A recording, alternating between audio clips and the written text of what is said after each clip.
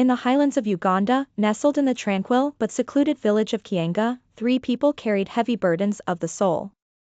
Naledi, a widow, bore the loneliness of losing her husband. Bashir, once a celebrated athlete, sat confined in a wheelchair, wrestling with worthlessness. Adia, a teenager, found herself entangled in depression, her laughter now just a whisper of the past.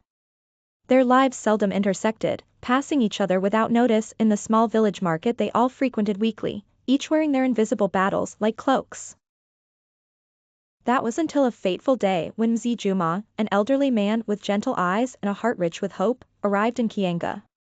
He set up a modest stand adorned with handmade cards that bore messages of hope and kindness. The board behind him declared, "One kind word can change a life."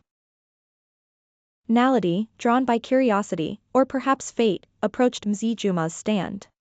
She picked a card with words that resonated deep within, "You are stronger than you think." Those simple words acted as a balm for her aching heart. She decided to sew a blanket for her neighbor, Bashir. When she handed it to him, her heart danced with a melody long forgotten, while Bashir sat overwhelmed, the weight of forgotten worth beginning to lift.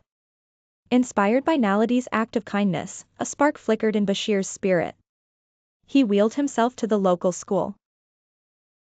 Bashir offered to teach wheelchair basketball to the eager young souls who gathered.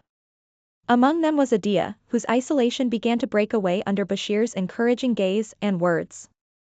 "Strength isn't just in your body," he told her gently, "it's in your heart." With these words, Adia found a shy smile forming, the first in many moons, as a glimmer of light crept back into her world. With her restored spirit, Adia desired to spread the hope she had found. She spent her afternoons volunteering at Mzee Juma's stall, penning messages for the cards. One morning, she crafted a message for Naledi, "Your kindness weaves a brighter world." Tears of gratitude flowed from Naledi's eyes as she read it.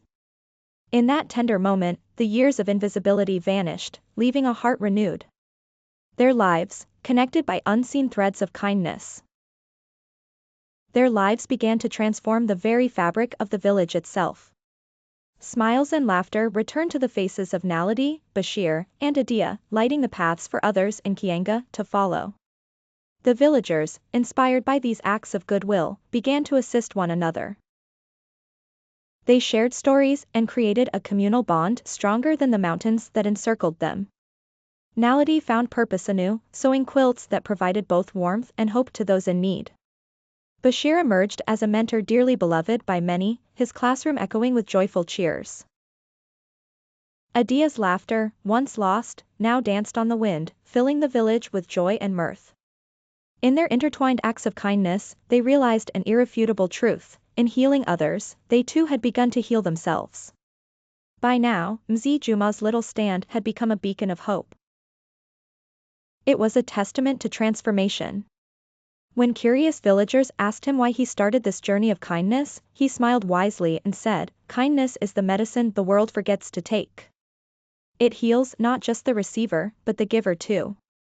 Moral: kindness is not merely a virtue.